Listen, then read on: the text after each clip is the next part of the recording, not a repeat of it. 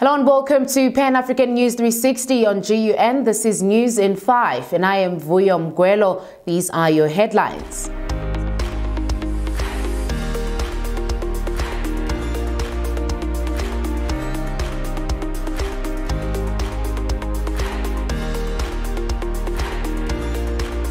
Zimbabwean President set to revive a dead economy. EFF leader declines tea with Zille. The Transport Minister says a swift action is needed to stop train-related deaths. And one protester dies in Hong Kong. A local and international football action is your wrap-up.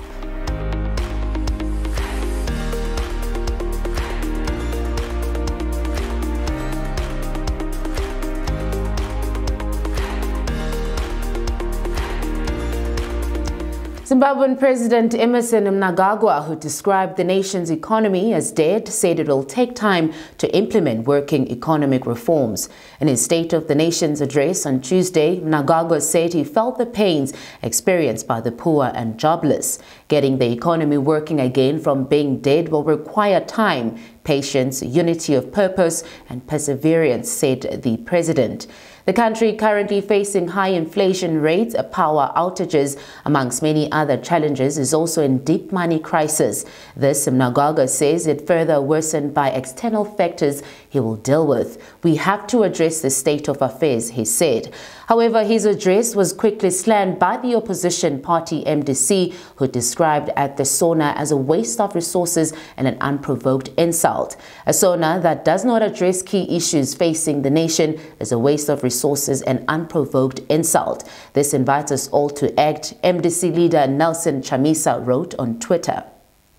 The EFF leader rejected a courtesy invite from former DA leader Helen Zille on a podcast Tea with Zille. Zille had tweeted the invite to EFF President Julius Malema to appear for a no-holds-barred discussion on South Africa's future prospects. In dismissing the invite, Malema joked, saying, "I think you are lost. Are you not looking for SASSA officers?"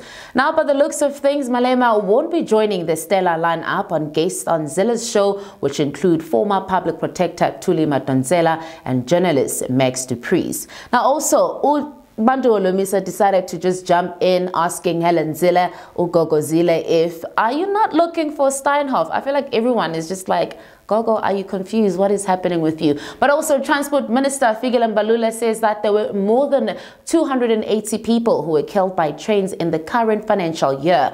Now, according to Ministry, who released the yearly Railway State of Safety report on Tuesday, about 519 people died from train-related injuries between April 1st, 2018 and March 31st this year.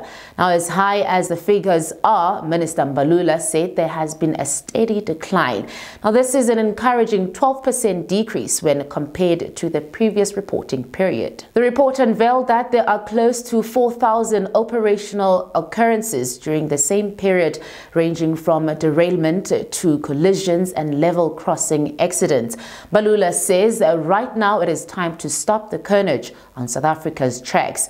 We cannot sit back and fold our arms while the state of safety in our railways remain dire. Now, we must redouble our efforts to turn the tide and ensure that the massive investments in rail infrastructure results in tangible improvement, said the minister.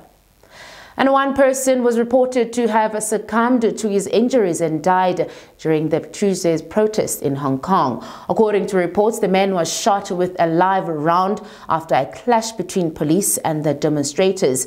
An officer discharged his firearm after coming under attack, and a protester was struck in the chest, said a witness.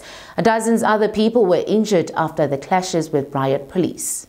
And lastly, in sports, South Africa's very own Percy Tau delivered great performance to guide his side to a 2-2 draw against European giants on Tuesday. Tau delivered an assist in the encounter, but it was not to be for his Belgian side, who had gone 2-0 up but ended wasting their lead. In other UEFA Champions League matches, Juventus, Bayern Munich, Man City all bagged wins. Steve Ngombela's Golden Arrows remain winless in 5 games following Tuesday's 2-0 loss to Amakosi. AmaZulu claimed their first win of their campaign courtesy of Bongintuli's brace against Cape Town City. Buhle Mkhwanazi's solitary goal guided Bidvest to their fifth win of the campaign as they remain 4 points adrift at table toppers Kaizer Chiefs. Now, for more of these, go to our website and also communicate with us in all our social media platforms. From myself, Vuyo, we'll see you guys tomorrow.